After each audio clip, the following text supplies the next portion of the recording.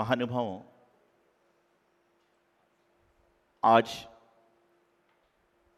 हम चलेंगे विचारों की ओर।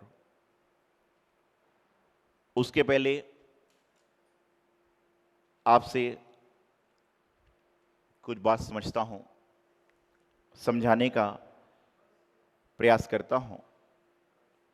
जब आप भोजन करने बैठते हैं और यदि आपके भोजन की थाली गंदी होती है, खराब होती है, तो क्या आप उसमें भोजन कर सकते हैं?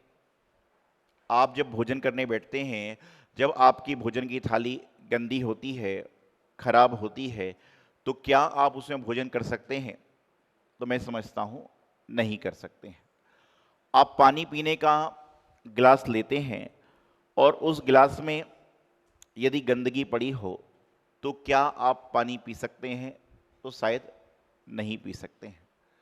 आप घर में कहीं पर सोने का प्रयास करते हो, बिस्तर पर, जमीन पर, यदि वहाँ पर कोई गंदगी होती है तो पहले आप वहाँ पर साफ सफाई करते हो, उसके बाद में आप वहाँ पर शयन करने का प्रयास करते हो। आप ट्रेन में, बस में, प्लेन में, यहाँ तक कि मंदिर जी में भी आकर बैठते हो और यहाँ पर थोड़ा सा कचरा हो, थोड़ी सी धूल हो, तो आप इसको पहले सफाई करते हो और उसके बाद में बैठने का प्रयास करते हो। तो विचारणी बात यहाँ पर यह है, हर जगह आपको साफ सफाई पसंद है। हर जगह, चाहे खाने में हो, चाहे पीने में हो, चाहे पहनने में हो, चाहे ओढ़ने में हो, चाहे बिछाने में हो, चाहे चलने में हो, चाहे फिरने में हो, हर जगह आपको साफ सफाई पसंद है। लेकिन क्या आपको जहां पर सफाई करना पसंद है वहां पर सफाई है? जहां पर आपको सफाई करना पसंद है वहां पर तो आप सफाई कर लेते हो, लेकिन जहां पर परमात्मा को सफाई पसंद है वहां पर सफाई है कि नहीं?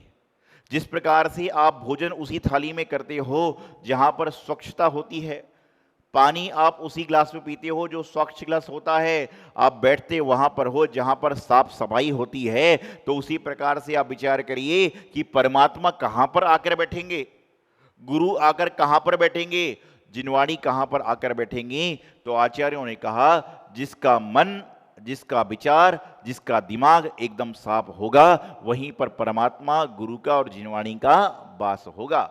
जब गंदगी आपको पसंद नहीं है तो हमें गंदगी कैसे पसंद होगी? जब आपको गंदी जगह पर उठना बैठना पसंद नहीं है तो परमात्मा कैसे वास करेंगे? ध्यान रखना। जिस प्रकार से आज टेक्निकल जमाना चल रहा है, आपकी मोबाइल की मेमोरी भरती है तो आप उसको भी कम करने का प्रयास करते हो, उसमें से फालतू आलतू की चीजें हटा देते हो। विचारणी बात यहां पर है कि जब मोबाइल में मेमोरी भर जाती है तो आप क्या डिलीट करते हो सबसे पहले? यादगार फोटो कि बेकार फोटो? बेकार फोटो। और यदि आप बेकार फोटो को डिलीट नहीं करोगे तो हो सकता है कि यादगार फोटो भी डिलीट हो जाए, तो कोई बड़े आश्चर्य की बात नहीं है। इसी प्रकार से आप अपने मन के अंदर समय समय पर झाड़ू लगाते रहो, अपने विचार के अंदर समय समय पर उसको खाली करते रहो, अपने तन को समय समय पर साबुन की जगह गुरुओं की वाणी से, शास्त्रों के स्वाध्याय से, प्रभु के उपदेश से, अच्छे पुरुष की संगतियों से तन को भी साफ करने का प्रयास करो। आप स्नान करते हैं, स्नान करने के बाद साबुन लगाते हो, कौन सी साबुन लगाते हो? साबुन समझते हो ना? ऐसे बैठ जाते हैं आप लोग कि जैसे कोई समझता ही नहीं है। आप लोग स्नान करने के बाद तरह तरह की साबुन लगाते हो, इंपॉर्टेंट से इंपॉर्टेंट साबुन लगाते हो। एक जमाना था जब साबुन चलती थी, कौन सी थी वो? लाइफ बॉय है, जो लाइफ चलती, कौन सी चलती थी वो वाली साबुन एक समय पर चला करती थी कि हर घर में एक साबुन मिला करती थी। आज एक समय बदल गया, पहले घरों में साबुन लाइफ बॉय और मंजन डाबर दंत मंजन, कोलगेट, वो कहेगा बबूल तमाम चलेंगे। तो मैं आपको बताना चाह रहा हूं कि समय के हिसाब से सारी चीजें बदल गई, साबुन बदल गई, मंजन बदल गए, तौर तरीके बदल गए। लेकिन ध्यान रखना कि आपने साबुन का इस्तेमाल जब भी किया तो अपने तन को स्वच्छ करने के लिए किया, वस्त्रों को स्वच्छ करने के लिए किया। साबुन के तरीके बदल गए, साबुन के नाम बदल गए, साबुन की क्वालिटी बदल गई, लेकिन साबुन का उपयोग सिर्फ तन को धोने के लिए, वस्त्र को धोने के लिए किया जा सकता है। कभी साबुन का उपयोग खाने के लिए नहीं किया जा सकता। कोई साबुन खाता नहीं है, कोई मंजन को खाता नहीं है।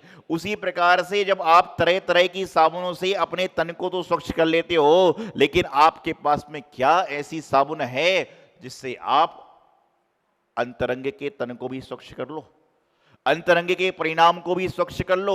बहिरंग को तो आपने ना जाने सदियों से, जन्मों जन्मों से साफ किया है, लेकिन आपने कभी क्या अंतरंग को स्वच्छ किया है? और जिसका बहिरंग और अंतरंग दोनों स्वच्छ होता है, निश्चित रूप से वहां पर ही प्रभु का वास हुआ करता है। एक बार एक व्यक्ति ने भगवान की उपासना करी, और भगवान की उपासना करने के बाद उसने कहा कि हे प्रभु, मैं चाहता हूं कि आप मेरे साथ में सदैव रहो। उन्होंने कहा भाई मैं तो हमेशा तुम्हारे साथ हूं। देखिए आप मुझे बताइए, आप सब मेरे दर्शन करने आते हो, आप सब भगवान के दर्शन करने आते हो, आप में से ऐसा कौन सा व्यक्ति है जो यह कह सकता हो कि भगवान जी मेरी तरफ दिखते नहीं है? भगवान जी की दृष्टि सभी के लिए बराबर है। अंतर इतना ऐसा है कि हम उस काबिल हैं कि हम उनसे नजर मिला सकें।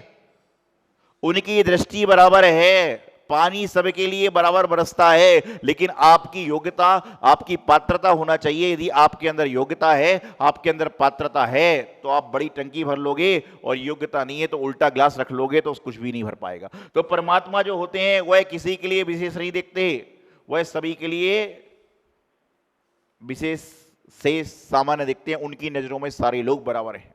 अंतर इतना है कि हमारी नजर में ही खोटे तो कोई क्या करे। तो उसने कहा मैं आपको चाहता हूं आप मेरे साथ सदैव रहो। परमात्मा ने कहा मैं सदैव तुम्हारे साथ रहता हूं। नहीं बोले लेकिन मुझे तो एहसास नहीं है। ध्यान रखना, घर में जब कोई नई वस्तु आती है तो जो बच्चे लोग हुआ करते हैं वो क्या करते हैं, वह यदि नई शर्ट बच्चे ने पहन ली तो ऊपर नीचे पूरे मोहल्ले में घूमता है। क्यों घूमता है? क्यों घूमता है?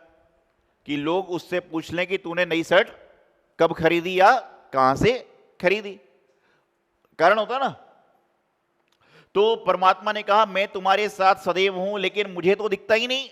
जैसे आप अपनी वस्तु को दिखाना चाहते हो, उसी प्रकार से परमात्मा को भी देखना चाहते हो। परमात्मा अदृष्ट हैं। तो उन्होंने कहा ठीक है, एहसास भी हो जाएगा।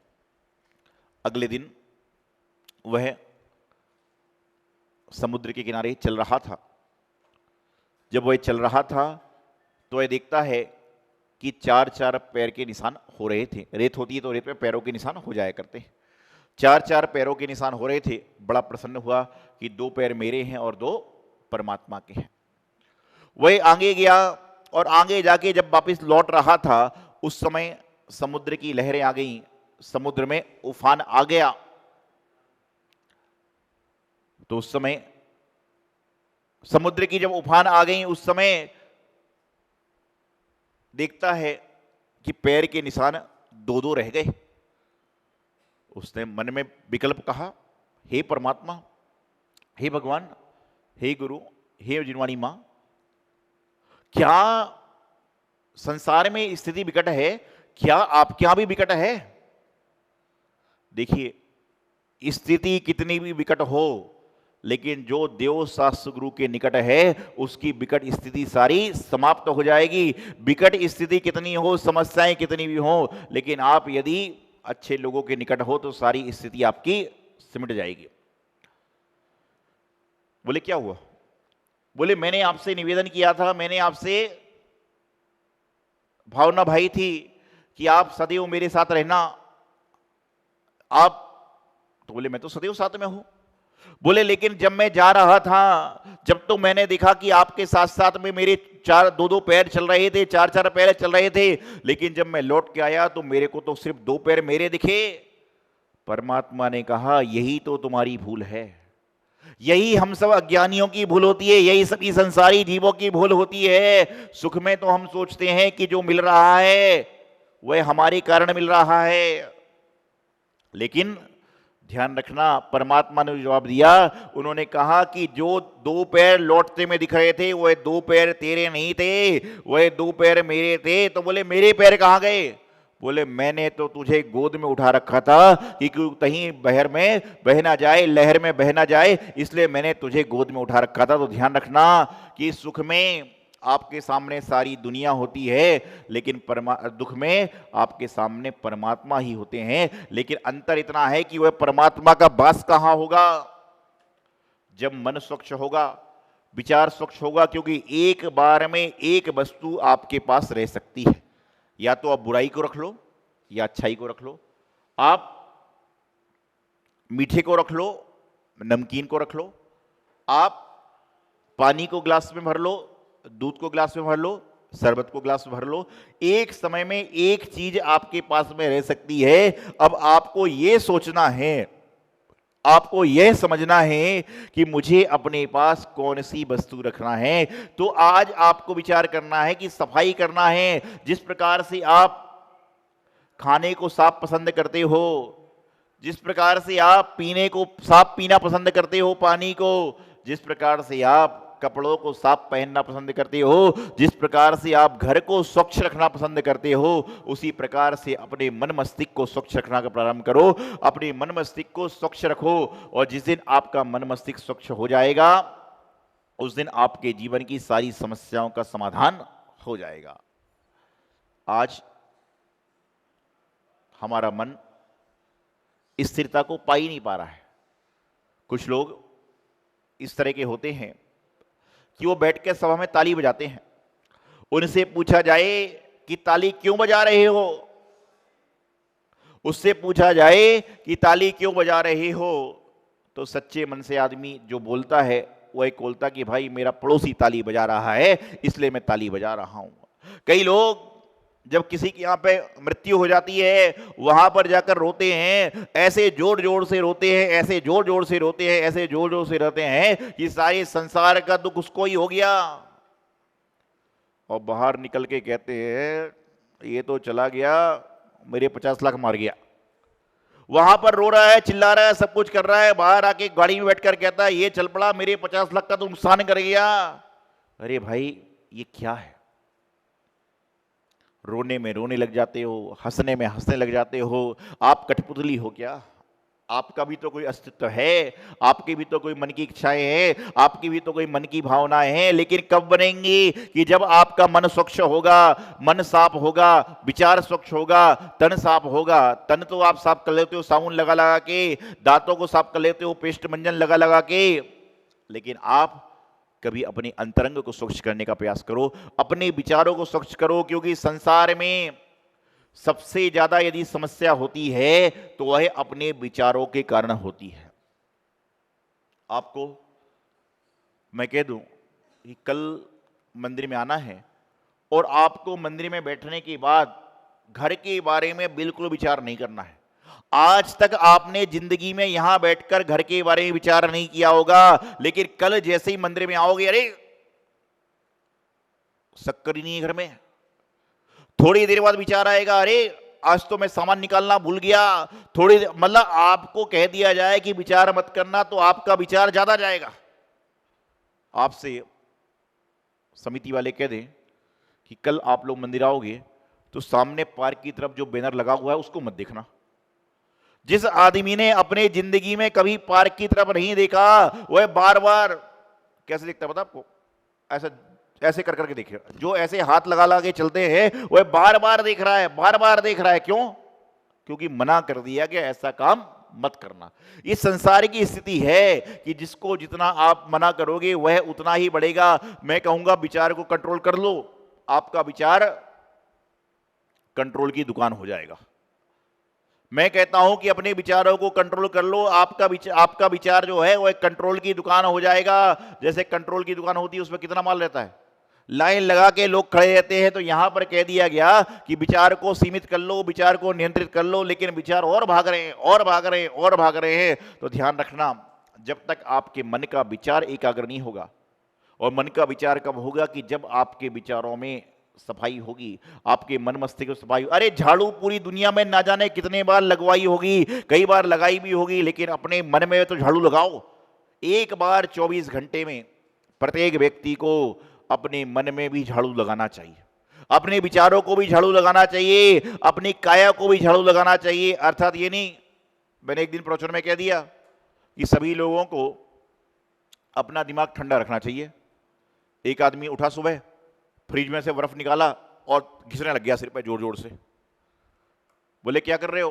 बोले महाराज जी ने कहा था कि दिमाग को ठंडा रखना चाहिए। ऐसा मत करना कि मैंने कहा कि दिमाग में झाड़ू लगाओ तो कल से झाड़ू लेके धनाधन चालू कर लो, लोग पागल समझेंगे।